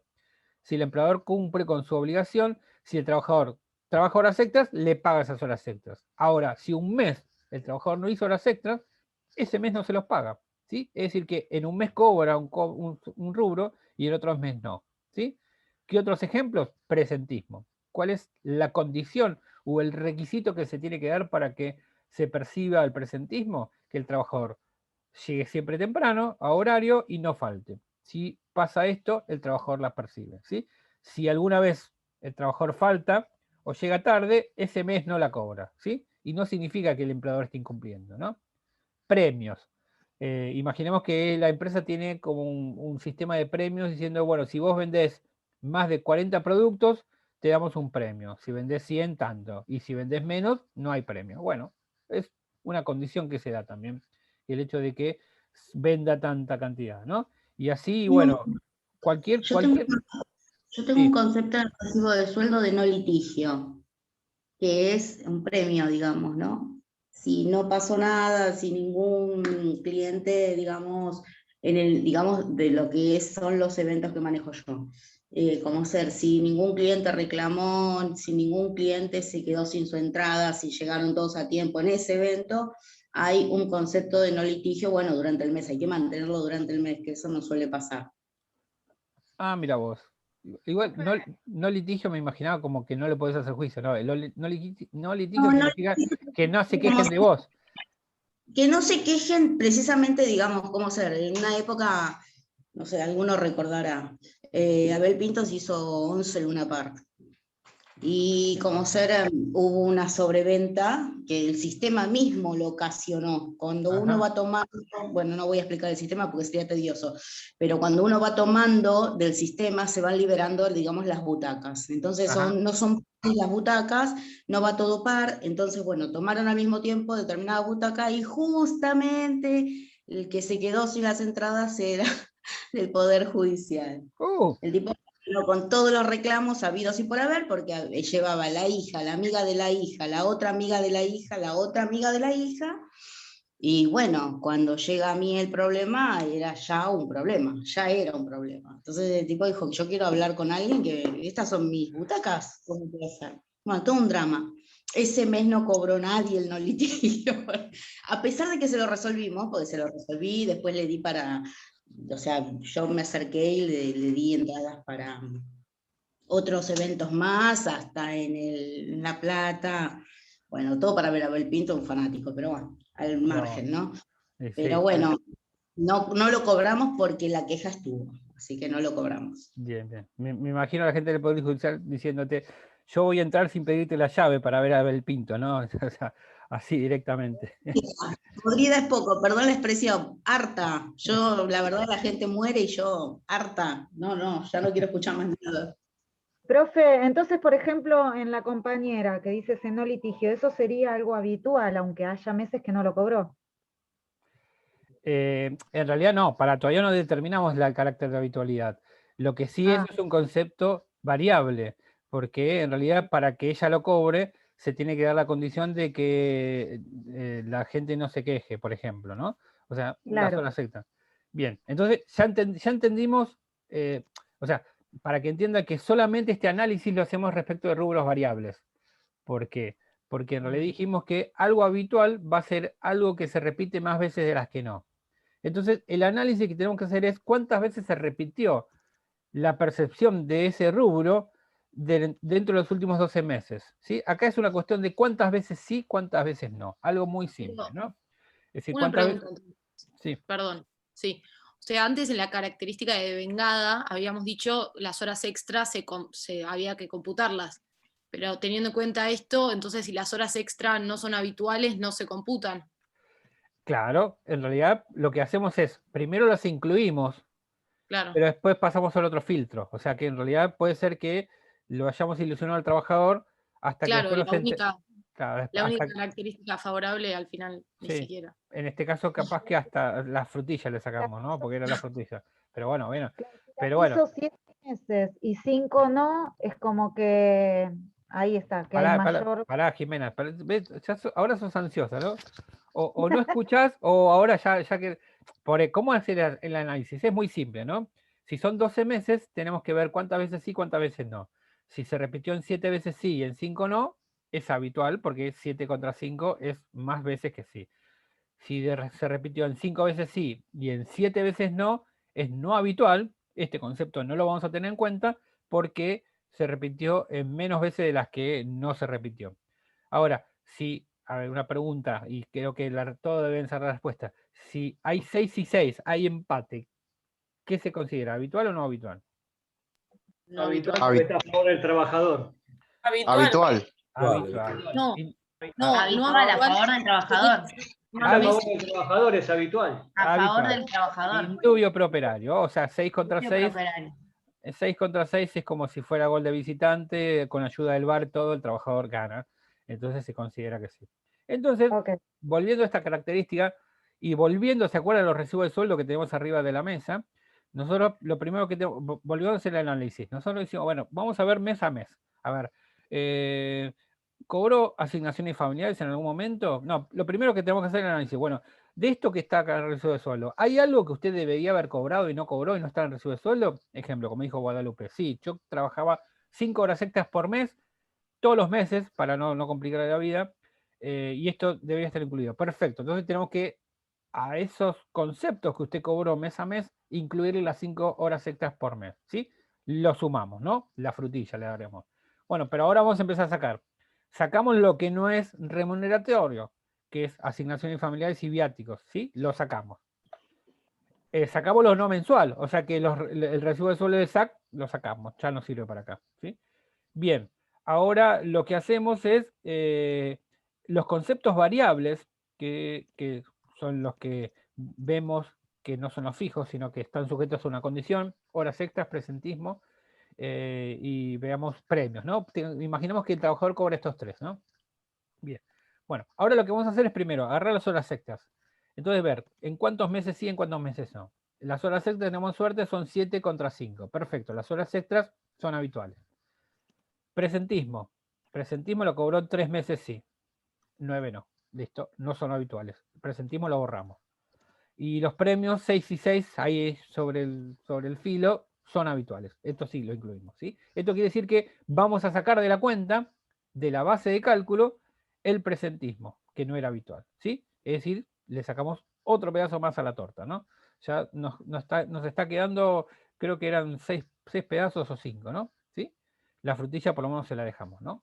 El trabajador que se había ilusionado ya tiene menos. Pero vamos a seguir quitándole. Pobre trabajador, vamos a seguir quitándole.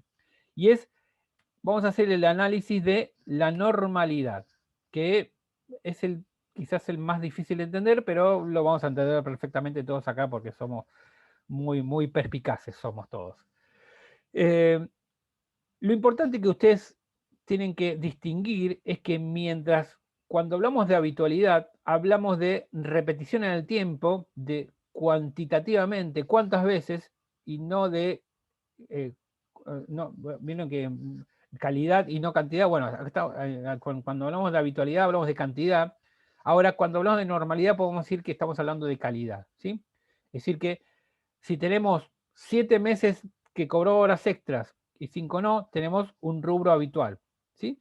Pero ahora tenemos que analizar si cada mes que cobró ese concepto tuvo parámetros de normalidad, ¿sí? Entonces usted dice, bueno, ¿qué tiene que ver normalidad? Entonces dice, ¿y cómo se determina ese carácter de normalidad, ese parámetro? Bueno, el legislador no lo puso. O sea, esto significa que esto es netamente jurisprudencial. Y yo les voy a hablar de la jurisprudencia mayoritaria, ¿sí? Lo que quiso decirle el legislador, porque esto claramente, si lo incluyó dentro de la normativa, es lo que quiso decir, es que ese concepto variable, que significa que estaba sujeto a una condición y que muchas veces podía variar en el monto que cobrara mes a mes, más allá de repetirse, que no sea demasiado alto, ¿sí? O sea, que no sea excesivamente, no sea exorbitante, ¿sí? O sea, ¿en qué le preocupa que sea exorbitante? Y que si es demasiado alto, la indemnización final va a ser demasiado alta y va a afectar a la empresa. Por eso acá vemos claramente cómo este artículo afecta al trabajador y está emparentado con una política económica de este tipo, ¿no? Entonces, no importa si es habitual un concepto, lo importante es que no sea demasiado alto, ¿sí? Esto significa que si, por ejemplo, tenemos que un trabajador trabajó horas extras, venía cobrando 5.000, 5.000, 5.000 y de repente cobró 40.000 pesos de horas extras y después 5.000, 5.000, esos 40.000 pesos a simple vista son demasiado altos. Entonces diría, bueno, pero ¿qué importa? Si trabajó un montón de horas extras, ¿le correspondió cobrar 40.000 pesos? Sí, sí, pero como base de cálculo no.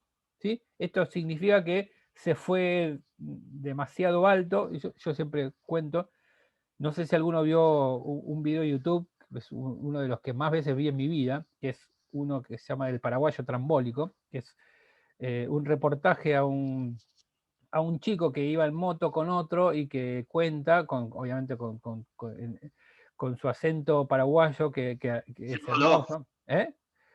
Y voló. Exactamente. Y bueno, si no lo vieron, mírenlo porque se van a reír. O sea, cuando están tristes de decir, mírenlo porque se van a reír. Yo cada vez que lo veo me río y lo vi millones de veces y cada vez se lo mostré a alguien, nos reímos.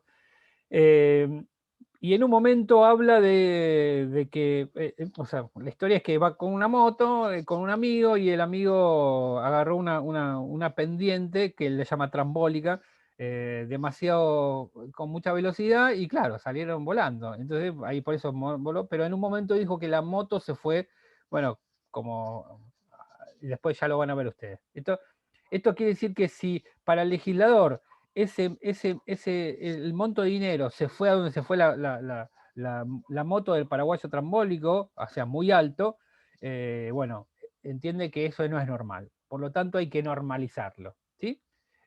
O sea, para que ustedes entiendan, no apliquen la lógica acá, porque acá no hay lógica. Es decir, bueno, si cobró mucho dinero de horas extras un mes, comparado con nosotros, bueno, hay que bajarlo, hay que normalizarlo, porque no es normal, ¿sí? Normal significa un monto de dinero parecido a lo que venía cobrando, ¿sí? Y si no es parecido, es anormal, ¿sí? Entonces me dirán, bueno, perfecto. Profe, una pregunta. Yes.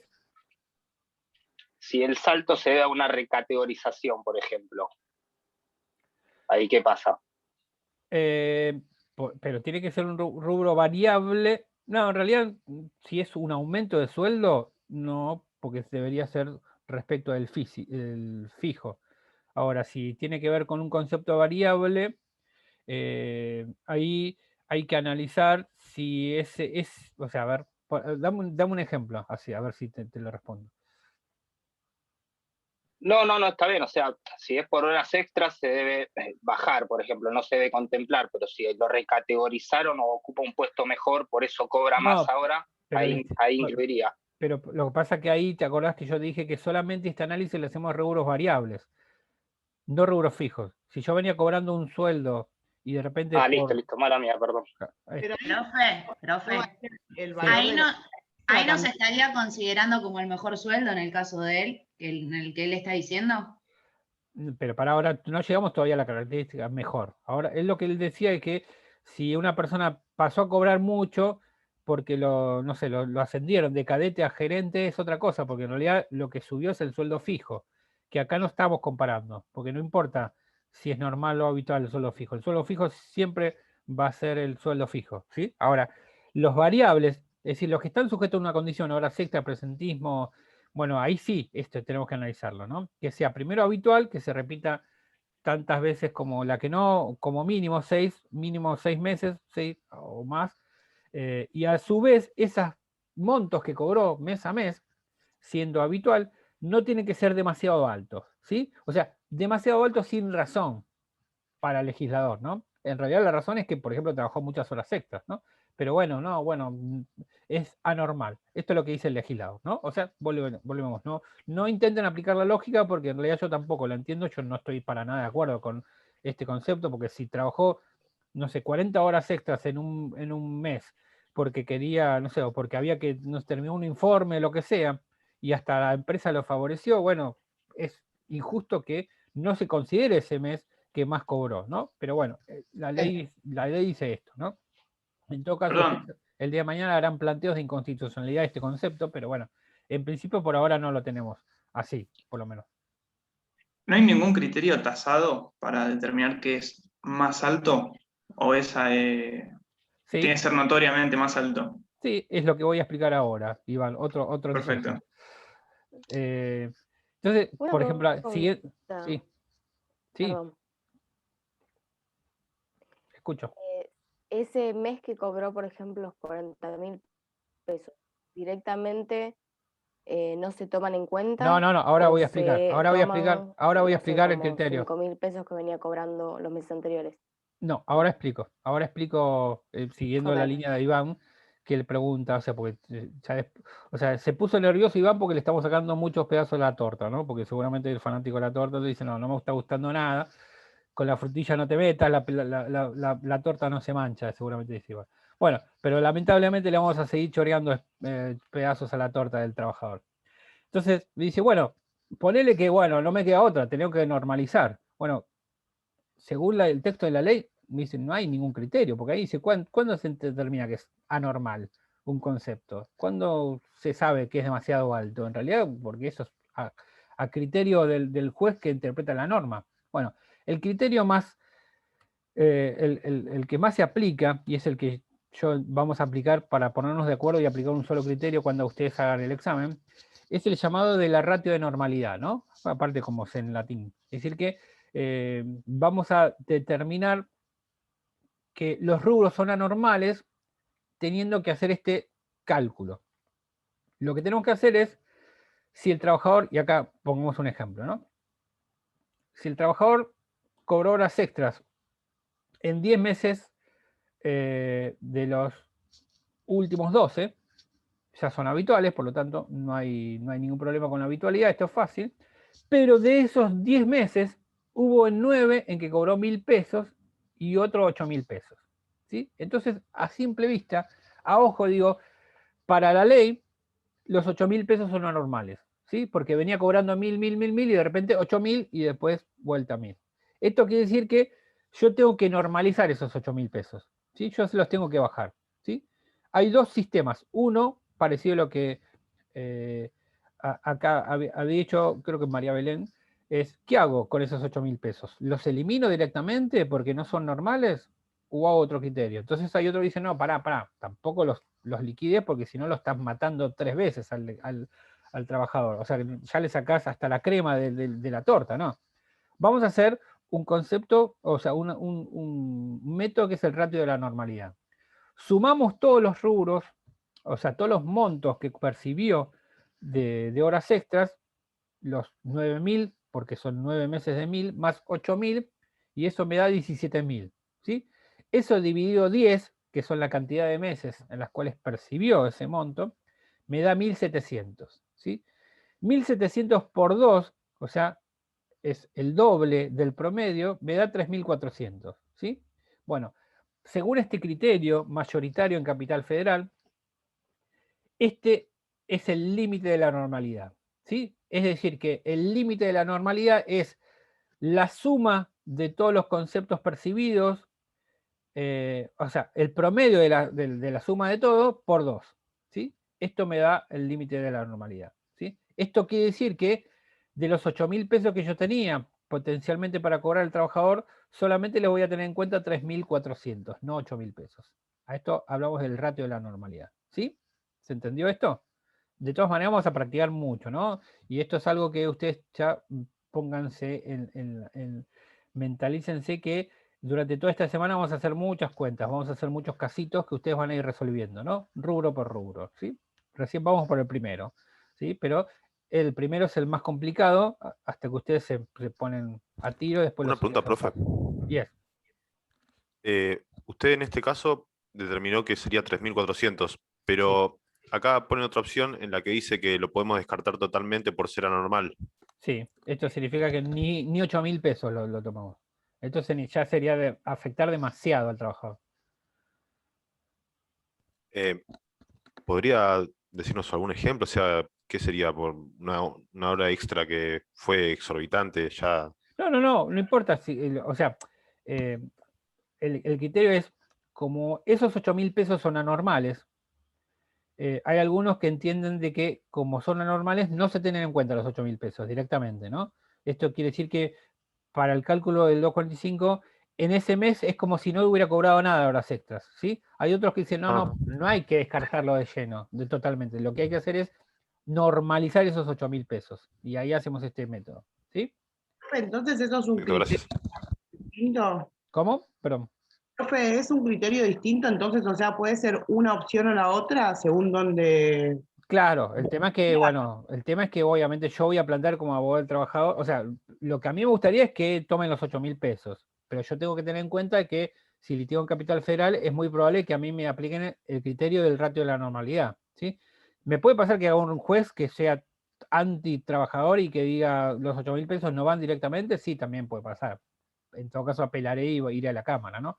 Pero me parece un poco raro que en ese caso, o sea, que el juez diga que directamente no lo tiene en cuenta, es como que no solo que no le toma en cuenta las horas extra, digamos, anormales que cumplió, sino que además es como que para él le convenía directamente no trabajar ninguna hora extra, pues es como que es peor que haber trabajado horas extra normales todavía.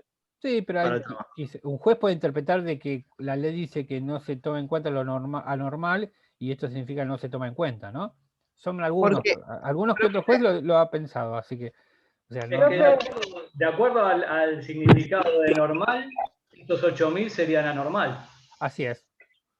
Profe, entonces por ahí el juez, en vez de decir, bueno, en vez de tomar esos 1.000 pesos de hora extra que hace habitualmente o normalmente, y no le toma los 8.000, pero sí le toma 3.400. Exactamente. Ese es el criterio, por lo menos, si tengo que aplicar este criterio, es el más justo para mí.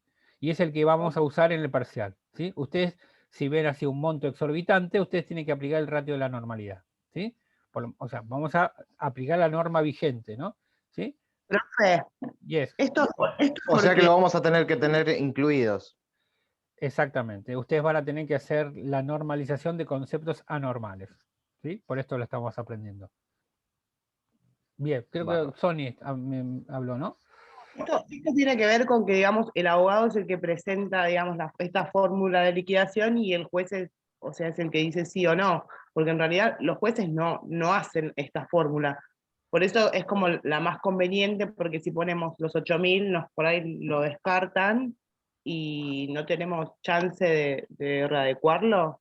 Claro, eso era lo que yo iba antes, profe, como que nosotros lo podemos presentar, pero de ahí a que, o sea, se considera, se tenga en cuenta lo que nosotros planteamos, o sea, nada. Bien. Como que abismo. O sea, ¿cómo funciona esto en la justicia? En la justicia, en realidad, el juez manda a un perito contador a hacer una liquidación. Pero muchas veces el juez dice, le da los parámetros, ¿no? Entonces él va a decir que haga un 245 con estos parámetros, ¿no? Ahora, volviendo a lo que decía Nadia, obviamente, si me preguntara a mí, yo plantearía de liberar todos, o sea, que directamente agarrar la mejor remuneración y listo, y eso calcular como base de cálculo. Pero yo tengo que tener en cuenta que seguramente el juez no me va a hacer lugar ahí. Entonces yo no puedo tampoco aventurarme a un reclamo poniendo en riesgo la defensa del derecho de mi cliente, que no es la mía, porque una cosa es que yo me la banque y diga, bueno, yo me mando solo y si me sale bien, bien. Ahora yo estoy defendiendo y yo tengo que ser muy cauto también, ¿no? Y saber que me puede salir desfavorable. Entonces yo también le tengo que explicar a mi cliente, mira, a mí me encantaría que vos te comas los 10 pedazos de torta, ¿sí? Pero te pueden dar 8 o 4, ¿sí? Entonces vamos a pedir 10, pero ten en cuenta que te pueden dar 4 y si te rechazan el reclamo principal, te pueden imponer las costas. Entonces, ¿qué preferís? Entonces capaz que el cliente dice, no, bueno, vamos por las 6 pedazos de torta, que es lo más probable, y listo, no corremos riesgos, ¿no? Esto es así, es pura estrategia, ¿no? Ustedes pueden hacerse los Quijotes y decir, bueno, listo, vamos con todo, yo hasta el final no termino, pero después el que termina perdiendo es el cliente, ¿no? O sea, esto tienen que analizarlo. Y esto es lo que está estipulado en la norma, ¿sí? Que esa norma sea injusta, bueno, es inconstitucional y en realidad no todos los jueces pueden determinar que es inconstitucional, porque el juez dice, bueno, en realidad, bueno, está bien. O sea, yo no me meto en por qué el legislador entendió que el 245 tiene que ser así, porque es una cuestión de política económica, no me meto en una cuestión, algo no justiciable, podría decir el juez, ¿no? ahora vamos a ver que hay posibles planteos de inconstitucionalidad, pero que son casos muy, muy aislados, ¿sí? Lo cierto es que, volviendo a lo que nos atañe ahora, que Perdón, profe, pero ¿no se puede pedir una fórmula y subsidiariamente la otra?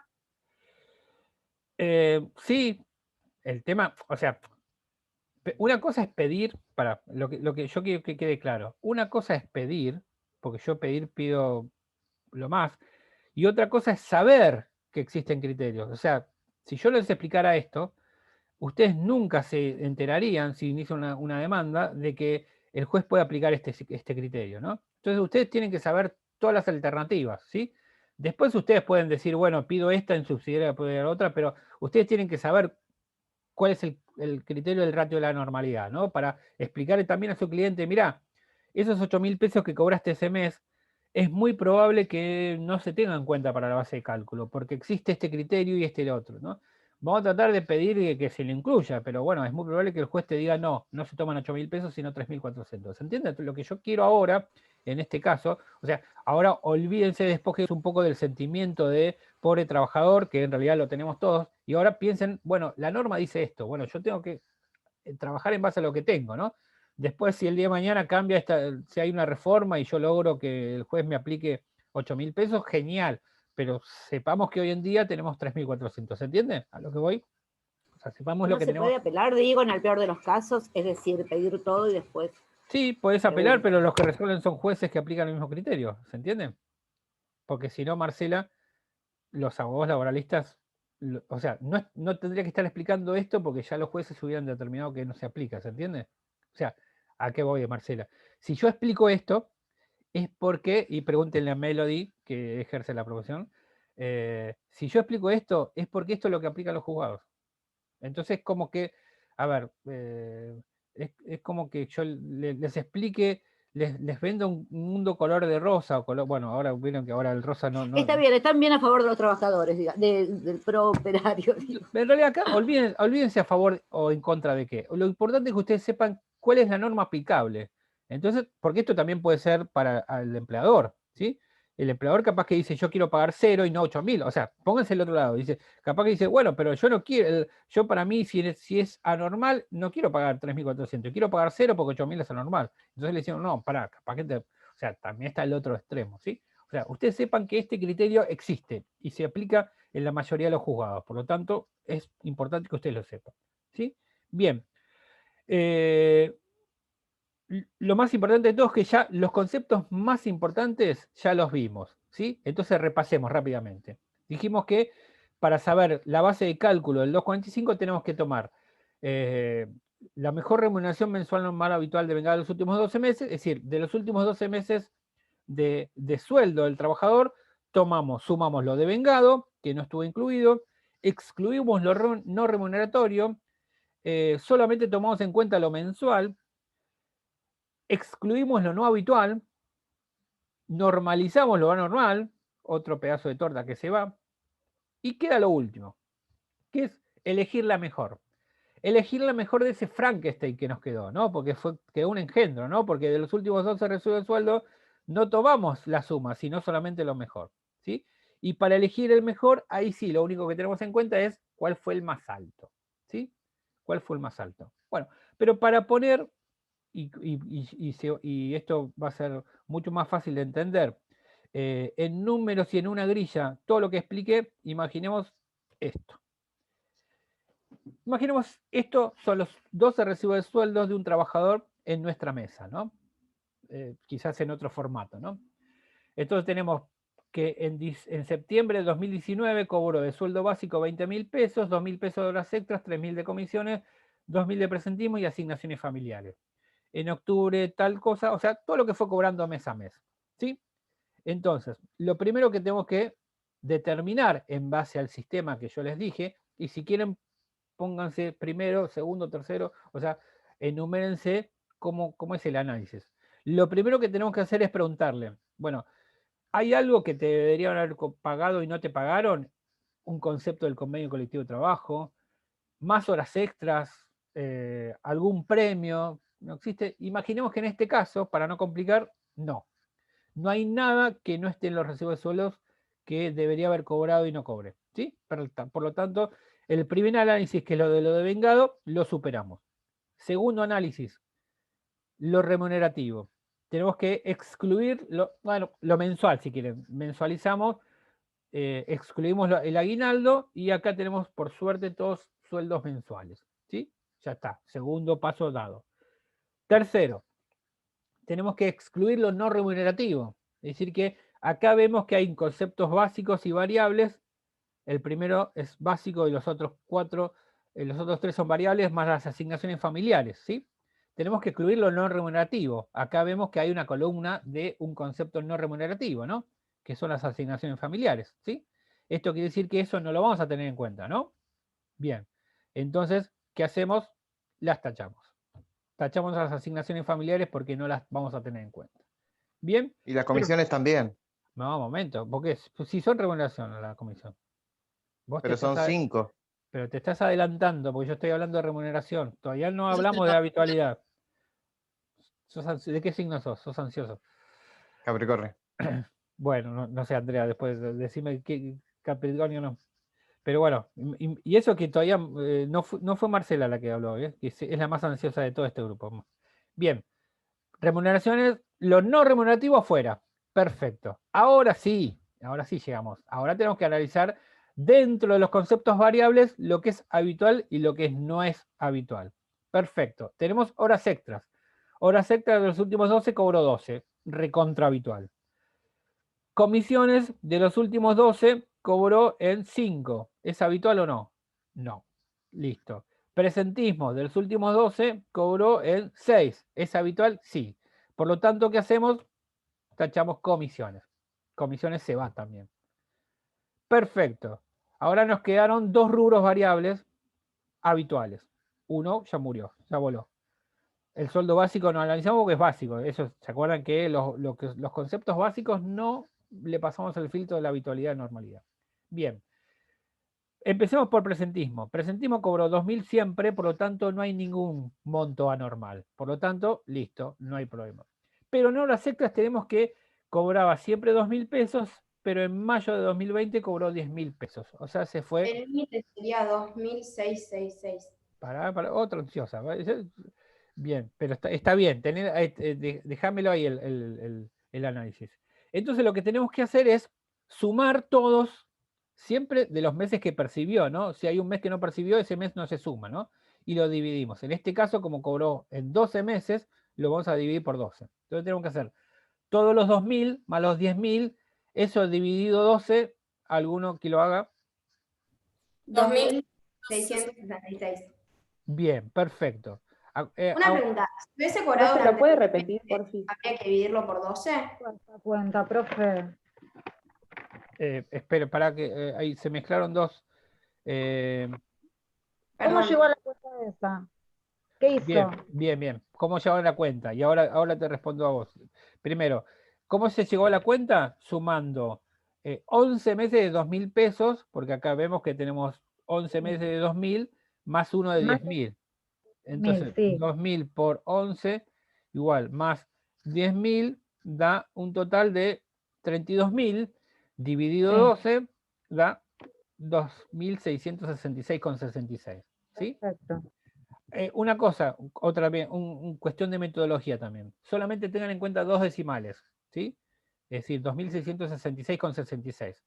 Esto significa que ahora para multiplicarlo por 2, ponemos en 0 la calculadora y multiplicamos por 2. ¿Sí? Lo que nos va a dar 5.333,32. ¿Sí? Esto quiere decir, ¿alguien se quedó en el camino o estamos bien? Yo quiero hacer una consulta. Si las hubiese cobrado durante 10 meses, sí. ¿Sumaríamos todo y lo dividiríamos por 10 o lo dividiríamos por 12? Exactamente, bien, buena pregunta. Por 10. Solamente se suman los meses, o sea, la cantidad de meses en las cuales efectivamente percibió la suma. Y se divide por esos. Y se divide por la cantidad de meses en las cuales percibió. En este caso, por 10 en el ejemplo que vos decís. Bárbaro, muchísimas gracias. Creo que Jimena me estaba preguntando algo. Profe. No, ya está. ¿Cuánto dio? Ahí vi que 5.333,33. Perfecto, bien. Entonces, eso... ¿Cómo llegó a eso? ¿No eran 32.000 dividido 12? Sí, Pero ¿se acuerdan que ahora hay que multiplicarlo por 2? Porque era el límite de la normalidad es por 2. El promedio por 2, esto significa... Ella dice que está de acuerdo con el promedio. Bueno, no está tampoco de acuerdo ella, ¿no? con la normalidad.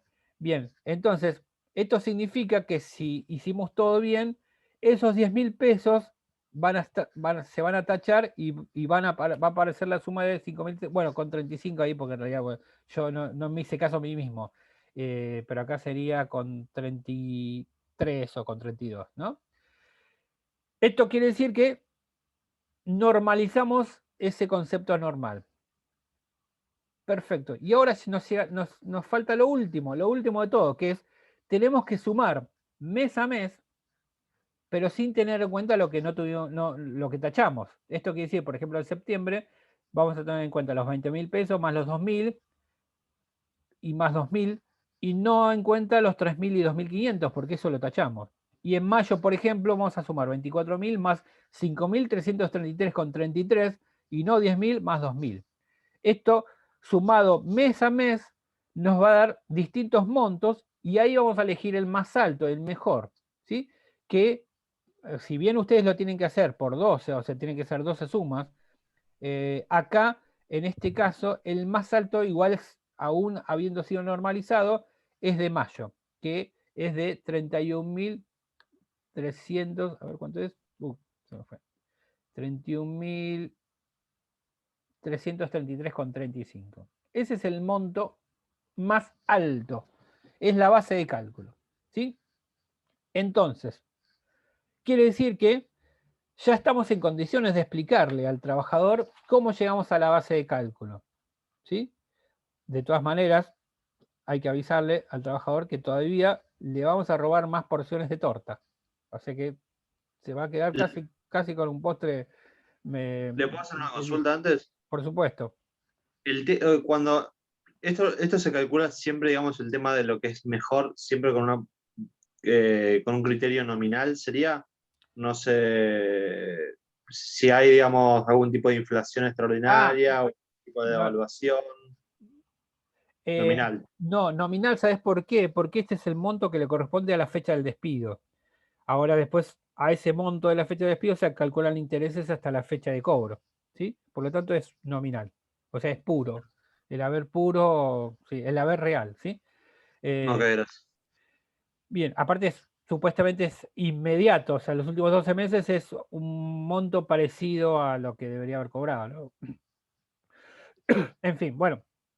Entonces, repasando, ya estamos en condiciones de explicarle al trabajador. Bueno, ¿te acuerdas lo que yo te dije, la base de cálculo? Bueno, que es la mejor remuneración mensual normal habitual de vengada de los últimos 12 meses. Bueno, el cálculo es así. De los últimos 12 meses que se toma en cuenta, solamente de los últimos 12 meses, incluimos los conceptos que deberías haber cobrado y no cobraste, pero restamos lo que no es mensual, lo que no es remunerativo.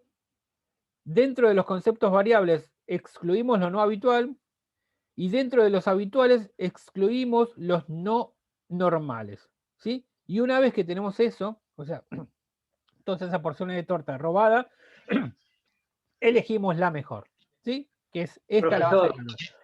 Profesor, tengo una duda, disculpe. Si hubiera aparecido, por ejemplo, en el mes de febrero, horas extras de 8.000 pesos, ¿tenemos que hacer el mismo cálculo para ese mes? Además, ¿O solo tomamos el que tiene mayor, o sea, el de 10.000? Una pregunta muy inteligente, Bernie, porque en realidad tiene dos respuestas. La primera es, y yo tengo una pregunta, si vos tenés un monto de 10.000 y otro de 8.000 pesos, ya el de 10.000 no es tan anormal. Esto quiere decir que en principio solamente los conceptos anormales son aquellos que se diferencian mucho del resto. De todas maneras, si vos te querés quedar tranquilo, lo que podés hacer es hacer la suma. Y es probable que gracias a los 8.000 pesos, como el promedio sume, esos 10.000 pesos no sean tan anormales o no sean anormales, ¿sí? Ahora, si en vez de ser de 8.000 pesos en mayo o febrero, fueran de otros 10.000 pesos, ¿sí? Imaginemos que sean todos, cobró 100 pesos, 100 pesos, 100 pesos, algo bien extremo, ¿no? 100 pesos, 100 pesos, 100 pesos, y en un mes cobró 10.000 pesos, después volvió 100 pesos y volvió a cobrar 10.000 pesos, ¿sí?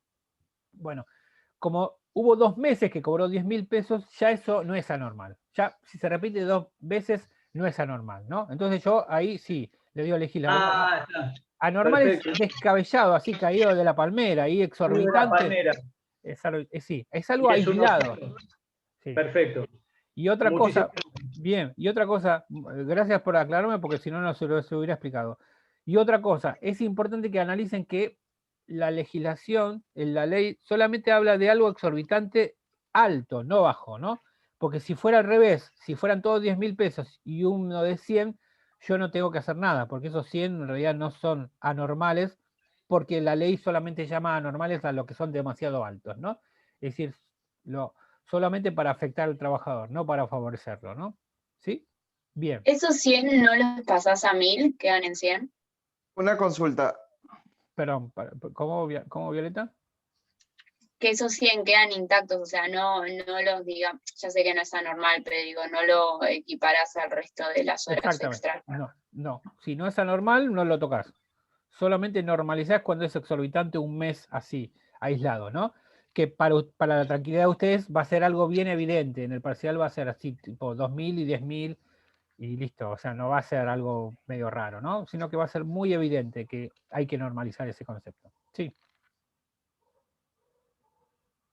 No, en el caso del que dijo el compañero, que por ejemplo haya otro más de 8.000 o de 10.000, usted dijo, ahí se elige. ¿Qué se elige? ¿Se toma el más alto? No, como normal. Yo lo que dije es que se puede hacer también la comparación, que se puede hacer el análisis de la normalidad. Sumamos, hacemos el promedio y vemos si es anormal o no, ¿sí? Porque ya viendo otro monto alto, el promedio va a subir. Esto significa que el doble del promedio va a ser más alto, va a estar más cerca de los 10.000 pesos que ahora, que está casi es la mitad. ¿Se entiende? Que en realidad el sueldo, digamos, del 245, obviamente va a incrementar. Sí, ahí sí, porque la base de cálculo va a ser más alta. ¿Sí? Acá tenemos esta limitación porque en vez de tomar 10.000 pesos, lo que significaría 5.000 pesos más en la base de cálculo, tenemos la mitad. Entonces ahí lo afecta al trabajador. ¿Entienden? Por eso claramente acá se ve como que este artículo no lo favorece al trabajador, porque en vez de cobrar 36.000 pesos de base de cálculo, cobra 31.000 pesos. Y eso, imagínate, multiplicado por 10, significa una diferencia grande, ¿sí? O sea que acá olvídense del principio de protectorio. Bien, y para terminar, y mañana seguimos, no, vamos a seguir mañana porque el tope máximo. Lo que sí voy a hacer, y necesito, por favor, yo les voy a dar un casito 2, es muy simple. Lo único que tienen que hacer es llegar a la base de cálculo, ¿sí? Y está bueno que lo hagan. ¿Saben por qué? Porque así ustedes ya se van adquiriendo la gimnasia. Esto es así. En el segundo parcial tienen muchas más chances de sacarse 10 que en el primero, ¿sí? Porque si practican mucho, es más fácil, ¿sí? Porque en el primero había que estudiar varios conceptos, que esto, lo otro. Acá es simplemente practicar. Es más, las fórmulas y un resumen que yo les voy a dar, más la ley, más un tratado, lo que sea, lo pueden tener, porque acá es como a libro abierto. No, ¿cómo no? Es como a libro abierto, a punta abierto, a notebook abierta, pueden tener un PDF, hasta pueden tener un Excel abierto. Total, en realidad lo importante es que yo vea que ustedes hicieron las cuentas, porque en realidad es un caso que yo voy a dar y ustedes tienen que hacer la liquidación, ¿no? Es así. Así que pero la única manera que ustedes lo hagan bien es practicando y dándose cuenta en qué, por ejemplo, fallan, para ustedes preguntar, no me da el promedio de esto, ¿por qué? Y porque fíjate si lo hiciste así, no me da el promedio de normalidad, ¿por qué? Porque lo dividiste por 12 en vez de dividirlo por 10, por ejemplo, viene un ejemplo. O no lo multiplicaste por 2, como es el límite de la normalidad. Bien, yo les voy a dar 2 casitos, se los mando ahora mismo, termino esto y mientras pongo a grabar la clase y mientras en un ratito las subo, las clases de la semana pasada, los voy a mandar. ¿Este PDF lo podría enviar también, profesor? Sí, se los mando, por supuesto. Y les mando 2 casitos, que es así como esto, simple, ¿ve? Simple, y que ustedes tienen que sacar solamente la base de cálculo, nada más que eso, ¿no? En el PDF hay otras cosas que lo vamos a ver mañana, que son los topes, ¿no? Solamente quiero la base de cálculo, ¿sí? Con eso ya estoy contento para mañana, ¿sí? Lo que hizo recién usted, la del 245. Exactamente, la base de cálculo del 245, exactamente lo mismo. Bien, entonces nos vemos mañana. Chao, profesor. Muchas gracias. Chao, mañana. Chao, profe. Gracias. Chao, gracias. Hasta mañana. Mañana, gracias. Chao.